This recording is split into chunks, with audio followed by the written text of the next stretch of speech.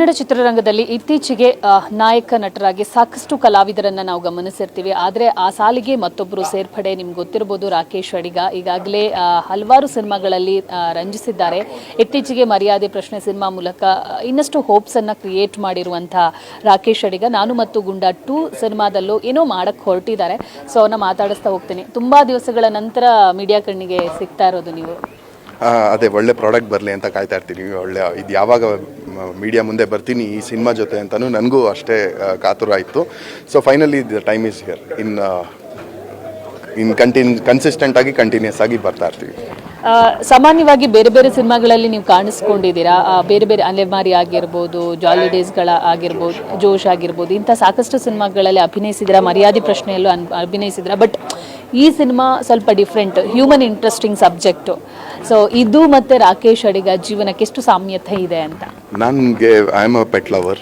ನನಗೆ ತುಂಬ ಒಂದು ಎಮೋಷ್ನಲ್ ಕನೆಕ್ಟ್ ಇದೆ ಪೆಟ್ಸ್ ಜೊತೆ. ಸೊ ಅದೊಂದು ಅಡ್ವಾಂಟೇಜು ನನಗೆ ಇವ್ರ ಜೊತೆ ವರ್ಕ್ ಮಾಡ್ತಾ. ಆ್ಯಂಡ್ ನನ್ನ ಕತೆ ಕೇಳಿದಾಗಲೇ ಆ ಕತೆ ಒಂದು ಎಕ್ಸೈಟ್ ಮಾಡ್ತು. ಆ್ಯಂಡ್ ಬಂಟಿ ಜೊತೆ ಅಥವಾ ಪೆಟ್ ಜೊತೆ ನಾನು ಆ್ಯಕ್ಟ್ ಮಾಡ್ತೀನಿ ಅನ್ನೋದು ಒಂದು ಎಕ್ಸೈಟ್ಮೆಂಟು. ಅದ್ರ ಜೊತೆ ಒಂದು ಒಳ್ಳೆ ಟೆಕ್ನಿಕಲ್ ಟೀಮು, ಒಳ್ಳೆ ಸ್ಟೋರಿ, ಒಳ್ಳೆ ಡೈರೆಕ್ಷನು. ಸೊ ಅದೆಲ್ಲ ಆ್ಯಡ್ ಆನ್ ಆಗಿ ಬಂತು. ಈ ಶೂಟಿಂಗಲ್ಲಿ ಪರ್ಫಾರ್ಮ್ ಮಾಡ್ತಾ ನನಗೆ ಎಷ್ಟು ನನ್ನ ಪೆಟ್ನ ಮಿಸ್ ಮಾಡ್ಕೊತಾ ಇದ್ದೆ.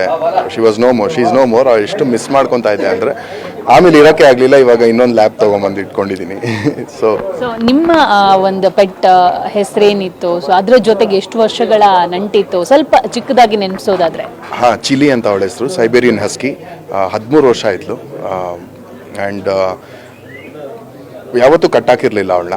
ರೆಸ್ಟ್ ರೂಮ್ ಎಲ್ಲ ಅವಳೇ ಹೋಗಿ ಯೂಸ್ ಮಾಡ್ಕೊಂಡು ಬರೋವಳು. ನಾನು ತಿಂತಾಯಿದ್ರೆ ತಿನ್ನೋದು ನೋಡಬೇಡ ಅಂದರೆ ನೋಡ್ತಾ ಇರಲಿಲ್ಲ. ಮಾತು ತುಂಬ ಚೆನ್ನಾಗಿ ಅರ್ಥ ಆಗೋದು. ನಿನಗೆ ಅವಳಿಗೆ ಚಪಾತಿ ಇಷ್ಟ. ಒಂದು ಸಲ ನಿಂಗೆ ಮನುಷ್ಯರು ಲ್ಯಾಂಗ್ವೇಜ್ ಅರ್ಥ ಆಗುತ್ತೆ ಅಂದರೆ ನಂಗೆ ಚಪಾತಿ ತಿನ್ನಬಾರ್ದು ಅಂತ ಇಟ್ಟಿದ್ರೆ ತಿಂತಾ ಇರಲಿಲ್ಲ ಅವಳು. ಸೊ ಅಷ್ಟು ಒಡನಾಟ ಇಟ್ಕೊಂಡು ಬೆಳೆದಿದ್ದು. ಅವಳು ಹೋದ್ಮೇಲೆ ತುಂಬ ನನಗೆ ಮಿಸ್ಸಿಂಗ್ ಫೀಲಿಂಗ್ ಆಗ್ತಾಯಿತ್ತು. ಆ್ಯಂಡ್ ಒಂಥರ ಏನಾಗುತ್ತೆ, ಪೆಟ್ನ ಕಳ್ಕೊಂಡ್ಮೇಲೆ ಅಯ್ಯೋ ಮತ್ತೆ ಬೇಡಪ್ಪ, ಯಾಕಂದರೆ ಆ ನೋವು ಮತ್ತೆ ಯಾಕೆ ಬೇಕು ಅನ್ನೋದು ಒಂದು ಇರುತ್ತೆ. ಬಟ್ ಗುಂಡನ್ ಜೊತೆ ಕೆಲಸ ಮಾಡಿದ್ಮೇಲೆ ನನಗೆ ತಡ್ಕೊಳಕ್ಕಾಗಲಿಲ್ಲ. ಲಕಿಲಿ ಆ ಟ್ರೈನರ್ ನಮ್ಮ ಸ್ವಾಮಿಯವರೇ ಒಂದು ಪೆಟ್ನ ಅಡಾಪ್ಟ್ ಮಾಡ್ಕೊಳ್ಳೋಕ್ಕೆ ಕೊಟ್ಟರು. ಸೊ ಬಂಟಿ ಜೊತೆಗಿನ ನಂಟು ಹೆಂಗಿತ್ತು ಅಂತ ಹೇಳಿ, ಅಂದರೆ ಅವಳ ಒಡನಾಟ, ಸೊ ಅವಳಿಗೆ ಕೊಡ್ತಾ ಇದ್ದಂಥ ಟ್ರೀಟ್ ಅದನ್ನು ನೀವು ಹೇಳ್ತಾ ಇದ್ರಿ.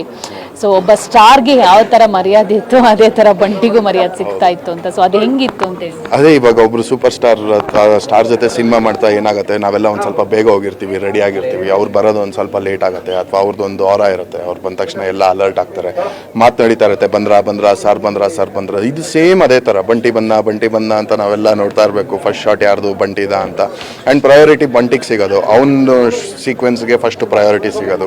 ಆ್ಯಂಡ್ ಮಧ್ಯಾಹ್ನ ಸನ್ಲೈಟ್ ಅವೆಲ್ಲ ಆದರೆ ಅವ್ನಿಗೆ ರೆಸ್ಟು, ನೀಟಾಗಿ ಎಸಿಲಿ ಕೂಡ್ಸೋರು ಅವನ್ನ. ಸೊ ಅವನಿಗೆ ಜಾಸ್ತಿ ರಾಯಲ್ ಟ್ರೀಟ್ಮೆಂಟ್ ಸಿಗ್ತಾಯಿತ್ತು ನಮ್ಗಿಂತ.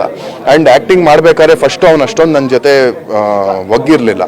ಅಂದರೆ ಮುದ್ದು ಮಾಡೋನು, ಎಲ್ಲ ಆಟ ಆಡೋನು, ಬಟ್ ಹೇಳಿದ ಮಾತು ಕೇಳ್ತಾ ಇರಲಿಲ್ಲ. ಆಮೇಲೆ ನನಗೆ ಹೇಳಿದ್ರು, ಫಸ್ಟೇ ನೀವು ಕಮೆಂಟ್ ಮಾಡೋಕೆ ಹೋಗಬೇಡಿ, ಅವ್ನು ಬಿಸ್ಕೆಟ್ ಅದು ಇದು ಕೇಳಿದ್ರೆ ಕೊಡ್ತಾ ಇರಿ, ಏನು ಕಮೆಂಟ್ ಮಾಡೋಕೆ ಹೋಗಬೇಡಿ ಅಂತ.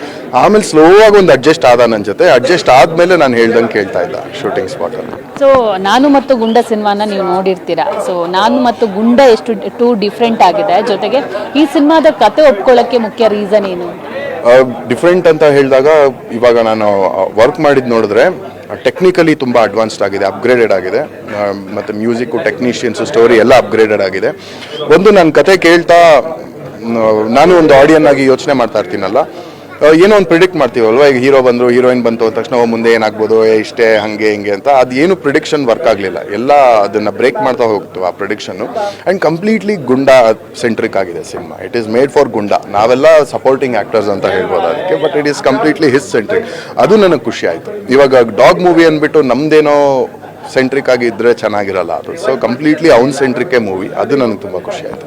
ಸೊ ಒಂದಿಷ್ಟು ಹತ್ತಿದ್ದೀರಾ, ಒಂದಿಷ್ಟು ನಕ್ಕಿದ್ದೀರಾ ಅಂತ ಹೇಳಿದ್ರಿ. ಸೊ ಪ್ರೇಕ್ಷಕರು ಅಳುವಂಥ ಸಿಚುವೇಶನ್ಸ್ ಕ್ರಿಯೇಟ್ ಆಗುತ್ತಾ ಸೀತಂಚಲ್? ಪೂರಕವಾಗಿ ನಗ್ತಾರೆ, ತುಂಬ ಎಮೋಷ್ನಲ್ ಆಗಿ ಅಳ್ತಾರೆ, ಅದಂತೂ ಗ್ಯಾರಂಟಿ ಹೇಳ್ತೀನಿ. ಯಾಕಂದರೆ ಅದು ಆ ಥರ ಔಟ್ಪುಟ್ ಬಂದಿದೆ ಸಿನಿಮಾ. ಆ್ಯಂಡ್ ಕಥೆನೂ ಅಷ್ಟೇ ಚೆನ್ನಾಗಿದೆ. ಅದಂತೂ ನಾನು ಅಶ್ಯೂರ್ ಮಾಡ್ತೀನಿ. ಯಾಕಂದರೆ ನಾನು ಪರ್ಫಾರ್ಮ್ ಮಾಡ್ತಾನೆ ಮನಸ್ಪೂರ್ವಕವಾಗಿ ಹತ್ತಿ ನಕ್ಕಿದ್ದೀನಿ. ಸೊ ಆಡಿಯನ್ಸ್ಗೂ ಅದು ಕಮ್ಯುನಿಕೇಟ್ ಆಗುತ್ತೆ ಆ ಎನರ್ಜಿ. ಎಲ್ಲ ಸರಿ ಸುಮಾರು 3 ವರ್ಷ ಆಯಿತು ಸಿನಿಮಾ ರಿಲೀಸಿಗೆ ಬರುತ್ತೆ, ರೆಡಿ ಆಗುತ್ತೆ, ಇಂಥ ಮಾತುಗಳು ಓಡಾಡ್ತಾ ಇರೋದು. ನಿಮ್ಗೆ ಎಲ್ಲೋ ಒಂದ್ ಕಡೆ ಯಾಕಪ್ಪ ಈ ಸಿನಿಮಾ ಇನ್ನೂ ರಿಲೀಸ್ ಆಗ್ತಾ ಇಲ್ಲ ಅನ್ನುವಂತ ಒಂದು ಪ್ರಶ್ನೆ ಕಾಡಕ್ ಶುರುವಾಗಿತ್ತ? ಇಲ್ಲ, ಇವಾಗ ಆಲ್ಮೋಸ್ಟ್ ಒಂದು 20 ಇಯರ್ಸ್ ಆಗ್ತಾ ಬಂತು ಇಂಡಸ್ಟ್ರಿಲಿ ಕೆಲಸ ಮಾಡ್ತಾ. ಇವಾಗ ಅದೆಲ್ಲ ಅಭ್ಯಾಸ ಆಗ್ಬಿಟ್ಟಿದೆ. ಸೊ ಏನು ಯೋಚನೆ ಮಾಡೋದ್ರಿಂದ ಪ್ರಯೋಜನ ಇಲ್ಲ. ಆ್ಯಂಡ್ ನಮ್ಮ ಕಂಟ್ರೋಲಲ್ಲಿ ಯಾವುದಿಲ್ಲ, ಅದ್ರ ಬಗ್ಗೆ ತಲೆ ಕೆಡಿಸ್ಕೊಳ್ಳಲ್ಲ ನಾನು. ಸೊ ಏನು ಕೆಲಸ ನಾನು ಮಾಡ್ತಾ ಇರುವಾಗ ಅದು ಚೆನ್ನಾಗಿ ಔಟ್ಪುಟ್ ಬಂದಿದೆಯಾ, ನನಗೆ ಅದು ಸಮಾಧಾನ ಇದೆ. ಆ್ಯಂಡ್ ಅದು ಬರೋ ಟೈಮಿಗೆ ಬರುತ್ತೆ. ನನ್ನ ಪ್ರಕಾರ ಅದು ಲೇಟ್ ಆಗ್ತಾ ಇದೆ ಅನ್ನಿಸ್ಬೋದು, ಬಟ್ ಅದು ರೈಟ್ ಟೈಮಿಂಗ್ ಆಗಿರುತ್ತೆ ಇವಾಗ. ಸಿನಿಮಾದ ಇನ್ನೊಂದು ವಿಚಾರ ಅಂದ್ರೆ ಮುಂದಿನ ಅಪ್ಕಮಿಂಗ್ ಪ್ರಾಜೆಕ್ಟ್ ರಾಕೇಶ್ ಅಡಿಗ ಕೈಯಲ್ಲಿ ಹೆಂಗಿದೆ? ಸೊ ಇನ್ನೊಂದಿಷ್ಟು ಸಿನಿಮಾಗಳಲ್ಲಿ ಕಾಣಿಸ್ಕೊಳ್ಳೋಕ್ಕೆ ರೆಡಿ ಆಗ್ತಿದ್ದೀರಾ ಅನ್ನೊಂದು ಮಾತು ಹರಿದಾಡ್ತಾ ಇದೆ, ಇದ್ರ ಬಗ್ಗೆ ಹೇಳೋದಾದ್ರೆ?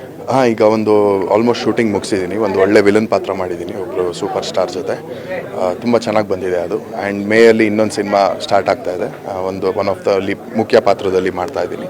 ಸೊ ಎಲ್ಲ ವಿಭಿನ್ನ ಪಾತ್ರಗಳು, ಎಲ್ಲದರಲ್ಲೂ ಬೇರೆ ಬೇರೆ ವೇರಿಯೇಷನ್ಸ್ ಇದೆ, ಬೇರೆ ಬೇರೆ ಶೇಡ್ಸ್ ಇದೆ. ಆ್ಯಂಡ್ ಕೆಲಸ ಮಾಡೋಕ್ಕೂ ನನಗೆ ತುಂಬ ಖುಷಿ ಇದೆ.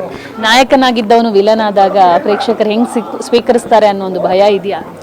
ಇಲ್ಲ, ಆಲ್ರೆಡಿ ವಿಲನ್ ಆಗಿ ಮೆಚ್ಕೊಂಡಿದ್ದಾರೆ ನನ್ನ ಅಲೆಮಾರಿಲಿ, ಡವ್ವಲ್ಲಿ. ಸೊ ಆ ಭಯ ಇಲ್ಲ.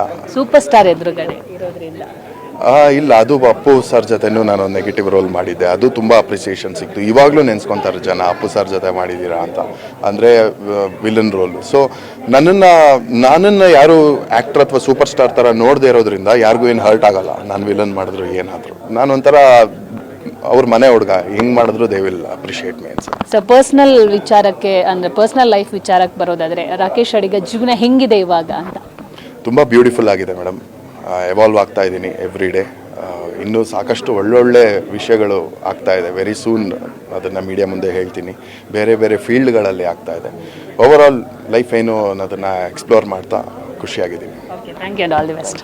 ನೋಡಿದ್ರಲ್ಲ, ಇದಿಷ್ಟು ರಾಕೇಶ್ ಅಡಿಗ ಮಾತಾಗಿತ್ತು. ಕ್ಯಾಮರಾ ಪರ್ಸನ್ ಸಂದೇಶ್ ಜೊತೆ ದೀಪಿಕಾ, ಪವರ್ ಟಿವಿ, ಬೆಂಗಳೂರು.